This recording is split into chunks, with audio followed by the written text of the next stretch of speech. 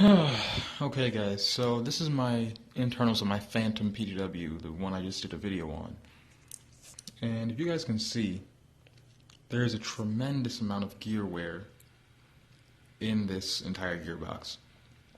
When I was firing it a couple minutes ago, I saw it sounded pretty squeaky, and I realized compared to my other airsoft guns, it really sounds not that great. So took it apart, and lo and behold, it looked like a hurricane went through this gearbox. Tremendous amount of wear on the gears. I mean, it's still fired and everything, but it was down to like 28 rounds a second. I know with this setup, I can definitely get higher than that. So what we're going to be doing is switching it into a different gearbox. This is one I had lying around. Same fitment, 7mm gears and everything. But this one, I'm going to tune properly, make sure everything's aligned properly, so it sounds smoother, fires faster, and just is a more reliable gun. So let's get to it. Now whenever I clean my airsoft guns, I use two things: water and alcohol. The water is just really nice because it cleans off like the things right on the surface of whatever you're cleaning. I just get a little toothbrush and dip it in some water, and then take whatever I need to clean and wipe it down. Now this has a little bit of older grease on it, and I'm going to re-grease my entire gearbox in this, so I want to make sure I get all that old grease off.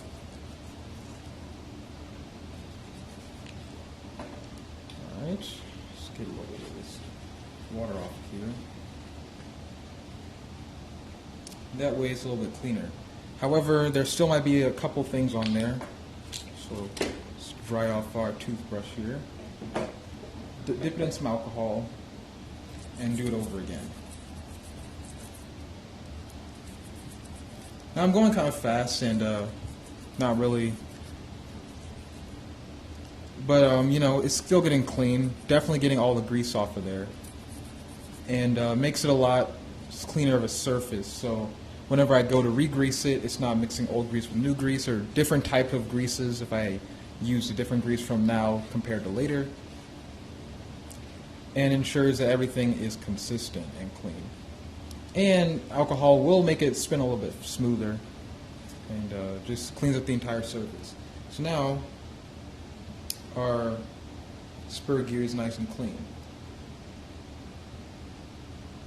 So we'll go ahead and do this for the rest of the parts, and then I'll get back to the rest of the video. Alright guys, so cleaned all the gears, got them shimmed properly, and it's already starting to look a little bit better. Can't really get rid of the wear like you can see on the sector gear and the spur, because that's permanent damage, but the gears didn't seem to be too beaten up, and hopefully in this setting they will be much smoother. So now I'm going to move on and switch out this switch assembly over into here, and from there I'll probably just re-grease the gears, redo the air seal components as some of that's worn out, and move on. Then finally get this thing back together and see how it shoots. So catch you in the next part. So this used to be the sorbethane pad that was in my airsoft gun, and I have no reason how this no idea how this happened. Well, actually I do. This is actually all that was left, and I had to pull this off of this cylinder head. So yeah, you can tell that this thing has seen better days. It has to do with this guy.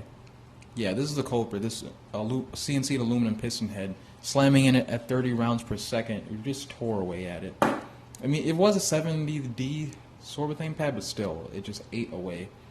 So, I guess I won't be using those type of piston heads anytime in the future.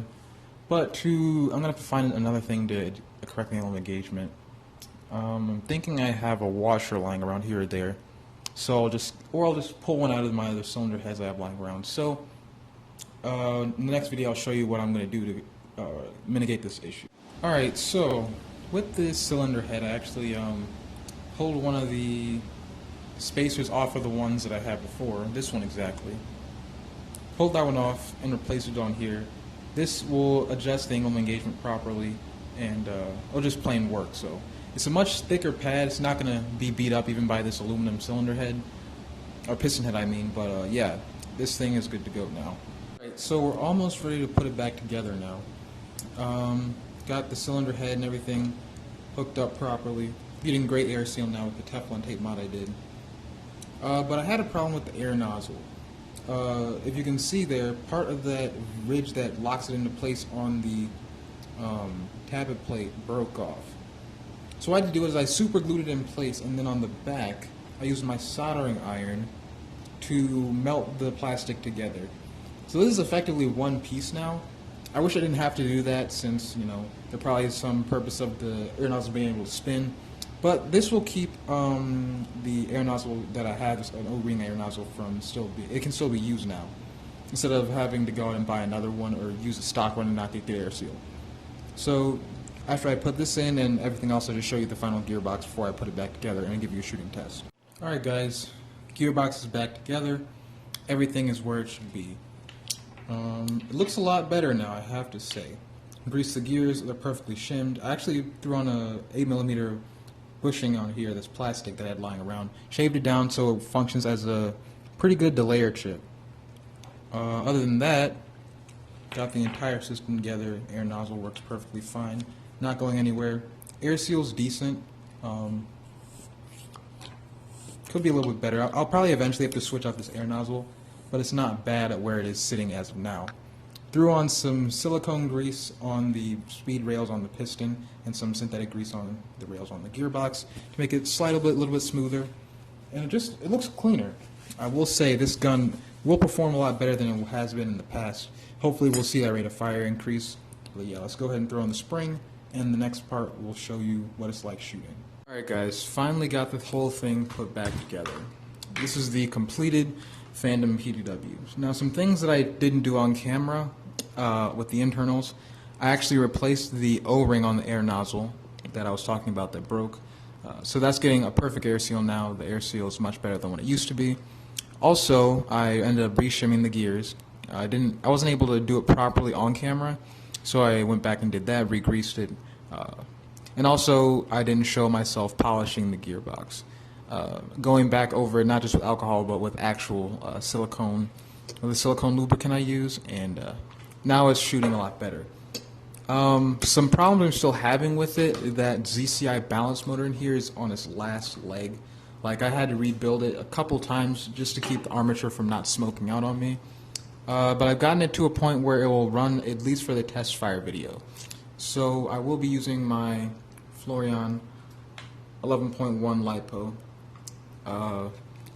The thing with this is that the motor cage, I have to get new motor cages for all my AKs because all of them have just gone to garbage. They're all broken, so I actually had to tape this one together because the screws that hold it in place no longer function. Well, they stripped out, so I can't keep it in place. When the gun fires, the cage will basically split itself apart, allowing the motor to move around too much, which can lead to stripped pinion gear, stripped bevel gear, and a lot of other problems down the road. And also, the pinion gear is not properly tightened to the armature on the motor because the grub screw that allows it to screw in, it's a D-type pinion, that is stripped out as well. So, not ideal, probably shouldn't be shooting it. I have gotten it to shoot consistently now, but I probably won't be taking it out to a field in its current condition. I'll probably wait till I get a new pinion gear and a new motor cage at the least. And after I do that, I'll know that that motor's in there secure, and it won't move around on me after firing too much. But I'll go ahead and shoot it in semi-auto full auto.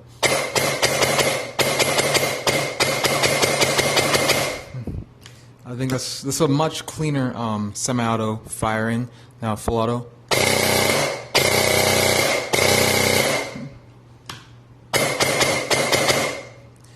Now I will provide video of what it was like before.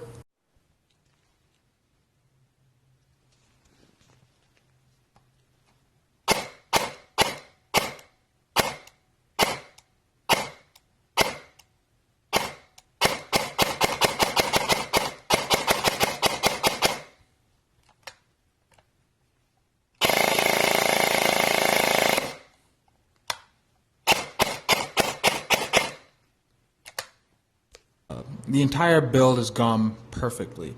Another thing you might have seen that I changed was that I actually took off the paint off the stock and put a wood finish on it. Kind of rough looking, but it's a wood stain on there. Probably should have sanded it down a little bit better, but I got lazy. I kind of like the blackish, like worn out wood finish on this. However, if I'm going to go for that finish, I need to stay consistent, because on the other side, you got sort of a smooth area on the grip that doesn't really match the rest of the stock. So, need to change that. Other than that, though, this gun is in great working condition. Yeah, so I just need to order those last few parts, get the entire thing working back together, and it should be good to go.